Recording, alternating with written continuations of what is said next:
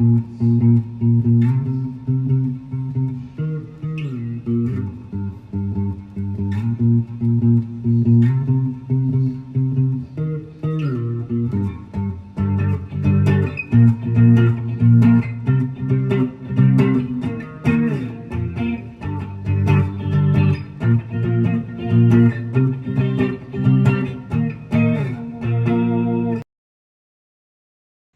back to another episode of Coast to Coast Sports, the only show for the fans, by the fans.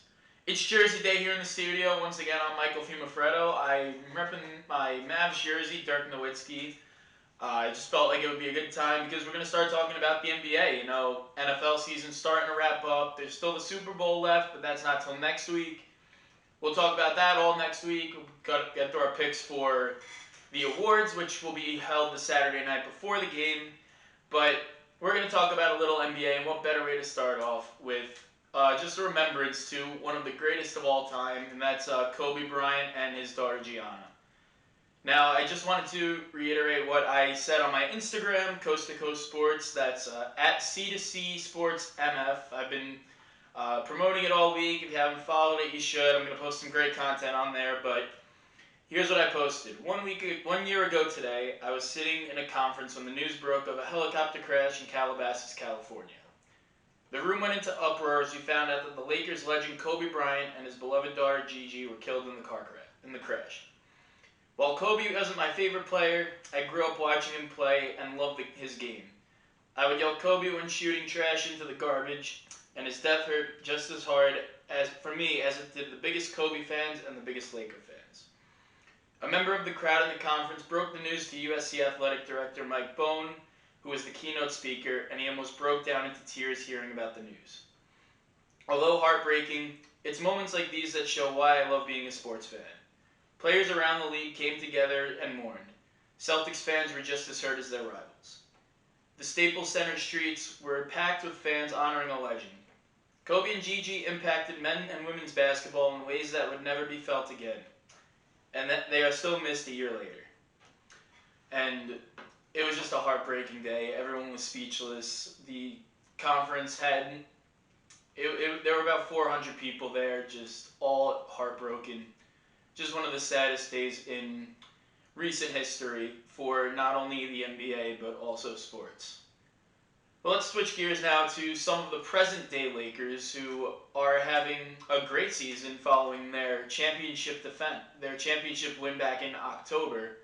And the defense is going pretty well for them so far. They're 14-5 right now. This is on Thursday. You'll see this Friday. So they play the Pistons tonight on Thursday. So that's gonna maybe change up their record a little bit. But right now they're number 2 in the East, right behind the Utah Jazz, who are having a very impressive year, 14-4. But let me tell you, LeBron James is on a mission right now, and we talk about the argument of who's the GOAT in the NBA. We did the NFL last week. We're going to switch back because it's a very similar situation now in the basketball world. Michael Jordan's got 6 championships, 5 MVPs. LeBron's not too far off. He's got more finals appearances, though, as well as more points all time, a lot more of the accolades in terms of individual play. But LeBron right now is having a pretty good year himself. At 36 years old, he's averaging almost 26 points a game. He's at 25.6. And he's doing this on 33 minutes a game. And that's ridiculous because most of these guys barely even make it out of their 20s. That's when their prime ends. They don't really start to show the same. They start to fall off. LeBron's only gotten better.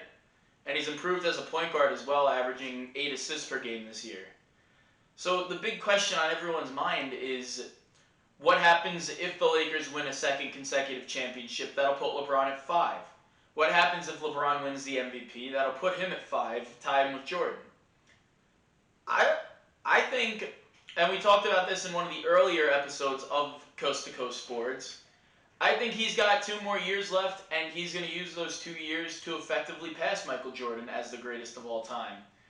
I mean, you think about it this year, he'll be one away with a win in both the MVP and the finals again. But the question is this whole voter fatigue thing going to affect LeBron for another year. Half the league was saying that LeBron should have won it last year, and they gave it to Giannis Antetokounmpo for the second year. Where's the voter fatigue in that? You just gave it to him last year, and nothing against this season. It was phenomenal, so to say, but LeBron had just as good a year, if not better. Now you look at other things as well. He's got to get 5 to tie Michael Jordan, so there could be that. They're trying not to give the LeBron supporters the argument of they have the same amount of MVPs, but if we're going strictly off of voter fatigue, how come LeBron hasn't won it in 8 or 9 seasons? His last was 2013 with the Heat. That was 2 teams ago. Now, I'm not saying you give him the award, because we'll talk about another guy who's played unbelievably well this year, a couple guys actually, that could also be deserving of the award, but a lot of sports books are putting LeBron at the top as the heavy favorite to win his 5th MVP this year. But shifting gears, I wanted to talk about some of the surprises that we've seen this NBA season. I got to take a water break because I've been munching on this bucket of crumbs that my grandma sent me earlier this week from Han's Old Fashioned Cake Company. They're handmade in Farmingdale, New York. If you go check them out, they're very good. I know a lot of my friends, I brought them to them one time, but they're very good. You should definitely look into it if you're into crumb cake. I got the crumb cake sitting over there, but the bucket of crumbs is definitely the way to go. So I want to talk about some of the surprises we've seen this season. We've been a couple months in now. This is going into, I believe, the 2nd month of the season now. It started around Christmas. But we've seen a lot of surprises so far. And I think one of the biggest so far, besides the fact that the Knicks are actually winning games right now, they're 500.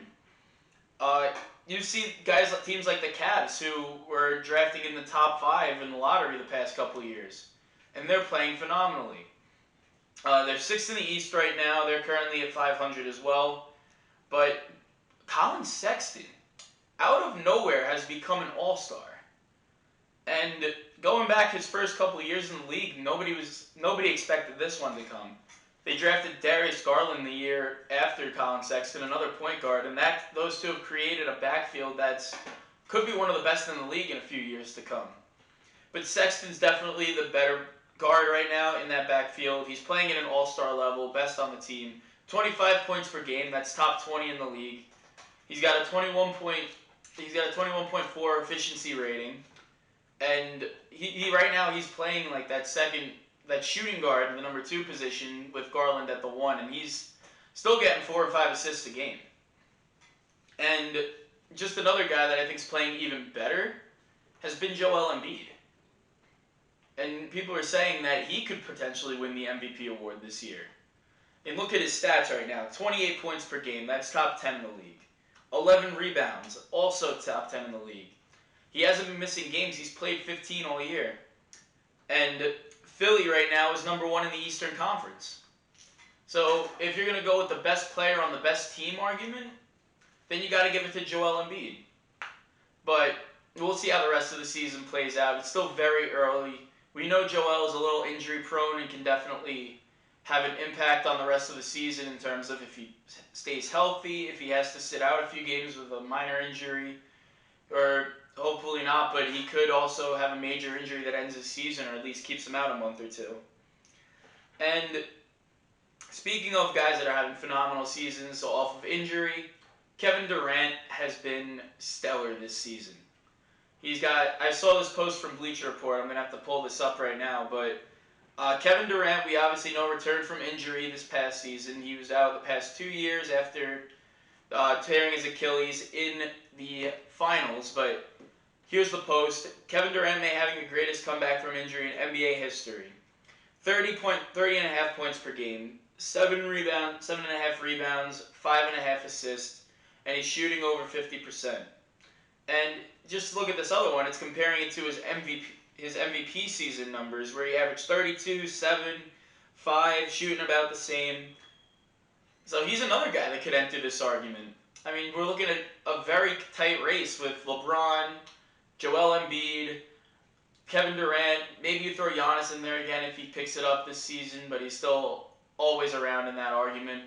You got the Knicks fans saying that Julius Randle should be unanimous this season. I don't think he's there, but definitely should get some All-Star consideration. But what I'm mainly surprised about, and I was wrong about this so far it looks like, is how well the Durant, Harden, Kyrie Irving team is going to work. And right now they're playing pretty well. They've been winning games. They lost to Cleveland early on, but that was Kyrie's first or second game back. And it's looking like they can definitely make an impact this season. Right now they're up in the playoff contention for the West. I believe they're in the top 4. But this is a team that looks scary, and I wouldn't want to run into this team in the playoffs. And remember how I said it's going to come down to somebody taking the last shot, and that's going to be the game changer for this team? Well, they came down to a scenario like that. Kevin Durant took the go-ahead shot, and it went in. So maybe we're going to have to wait and see when the first shot's going to be missed by him, but right now this team looks like they got great chemistry. They want to be together. James Harden definitely wants to be in Brooklyn rather than Houston. And it just looks like this team's going to be scary. I'd be worried if I was Philadelphia or Boston or any of those other top dogs in the West. Even some in the East. Maybe even some guys on the West are getting a little scared about playing this team in the finals. I wonder what LeBron's going to have to think when he goes up against Kyrie Irving, his former teammate, and one of his biggest rivals in Kevin Durant. But that's still far away. But something that's a little closer is the All-Star game. And usually it would be a couple weeks from now, but they pushed it back due to the shortened season. But that doesn't mean that fans can start to vote. If you go on NBA.com, type in All-Star voting, you can definitely find the link. So what I did was this morning, I went and I filled out my ballot. You know, as a fan, I'll make a couple just to readjust to how teams are playing, how guys are doing. But here's what I've come up with for my early season NBA voting for All-Star Weekend. And right now you have to pick 5 guys from the East, 2 in the back court, 2 and 3 in the front court, and same with the Western Conference. So we already talked about Colin Sexton, but Bradley Beal's been a guy that many people aren't talking about just because his team has not been good at all. The Wizards have only won 3 games this season, but Bradley Beal is averaging 35 points per game. 35. That's what James Harden was putting up in Houston. So if James Harden could be an All-Star or even an MVP in Houston with those numbers, I think Bradley Beal should get some All-Star consideration. Giannis is still having a good year, although he said we needed to pick it up, and then Embiid and Durant, both in that MVP conversation. But heading over to the West, like I said, Luka Doncic, I'm a Mavericks fan. I had to put him in there. Damian Lillard is another guy that's playing phenomenal right now, 28 points a game. The Trailblazers are a little better than expected this season because of him. LeBron James, we already talked about. Nikola Jokic, though, and I found this out through the website. Right now, he's leading the league in fantasy points. That was just an interesting stat that Nikola Jokic has. And then Kawhi Leonard's leading the Clippers to having a pretty solid year so far. So that's going to be my ballot. I'd love to know what you guys think. Leave a comment in the YouTube or even go on our Instagram. We're going to post that picture up and have some guys comment what they think about it as well. But other than that, that's going to do it for me. We're going to be a little quicker on the episodes this year. This year, I guess, now, 2021. Want to bring you more content, more different days, so it's not every week. And just going with that, I think it's going to be a lot more fun for everybody. But with that said, hope everyone has a great weekend. Have a great Friday as well. Maybe wear a jersey while you watch this or out tomorrow night. And just watch some NBA basketball, and we'll be getting through the season together with a lot of football to talk about next week with some big news that I haven't covered yet. Some guys that could be on the move, or that have been on the move. We'll get back into that stuff, as well as my award predictions. And then Friday we'll do a big Super Bowl show. I'll probably have a couple guys on. That'll maybe be a little bit of a longer episode. But anyways, see you next week from Coast to Coast Sports. I'm Michael Fiumefreddo, signing off.